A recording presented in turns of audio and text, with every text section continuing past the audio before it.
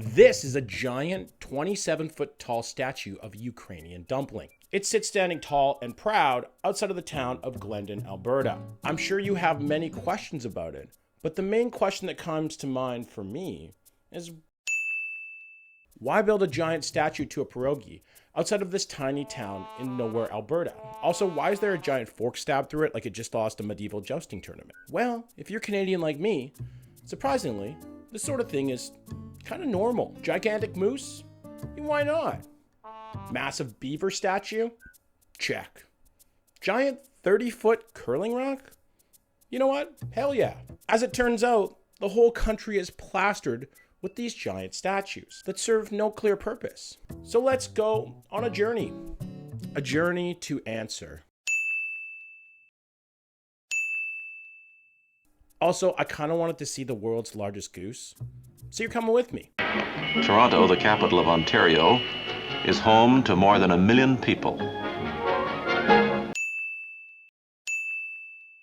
Way back in the 1960s, Canada was going through a bit of an identity crisis. We had just invented Medicare, hockey was still legal murder on ice. Now Fleming wants to take on Hillman. But we had a bit of a problem. You see, these cars that we were driving around were starting to become a lot more popular. So the government decided to carve giant highways all across the country. This was a big problem for a lot of small towns that littered the country from coast to coast. So one of these towns in Saskatchewan had a brilliant idea. They said, hey, what if we build the biggest goose anybody has ever seen? Because apparently when hit with economic decline, Canadians do what any rational person would do. We build a giant 28-foot tall statue of a goose made out of sheet metal and pure hope. And then suddenly every town wanted the same thing. So they built these giant statues, and they built a lot of them. It was as if they were collecting Pokemon, but instead of little monsters, they were collecting something far cooler, giant inanimate fruit. So now let's fast forward to the 80s, a decade of pure excess and capitalist fever. Giant statues are popping up all over the country. Vegreville, Alberta builds the world's largest Syanka, basically a giant Ukrainian Easter egg. Sudbury, Ontario said, what if we build a giant nickel the size of a house?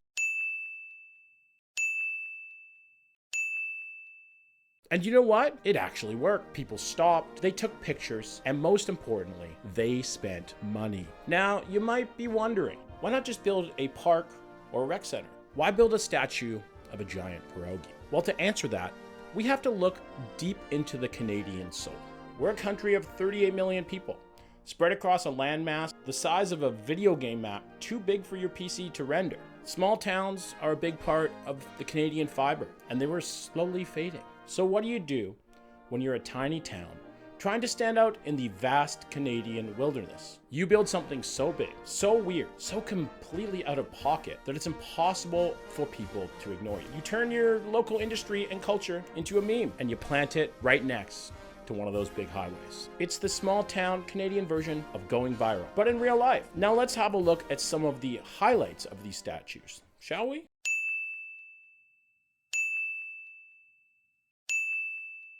This big guy is 32 feet of pure moose energy, built out of Cold War steel and silent judgment only a moose can provide. Fun fact, Norway tried to steal the world's largest moose title, but we added antlers to steal it back. Yes, this is a real international rivalry. Behold, a giant beaver, but not just any giant beaver. This is a 15-foot tall beaver statue outside of the town of Beaverlodge, Alberta, perched on a log, looking like it's about to drop the hottest single of 2025. It's majestic, confused, might be in a progressive rock band. This funny, cute little guy is the giant lobster statue outside of Shediac, New Brunswick. Because if you're gonna be the lobster capital of the world, you might as well have a lobster that can crush a car. And last but certainly not least is the Big Apple in Colborne, Ontario. This one isn't just for show. It's an actual apple pie factory. You can climb it, you can eat inside of it, you can question your life choices in it.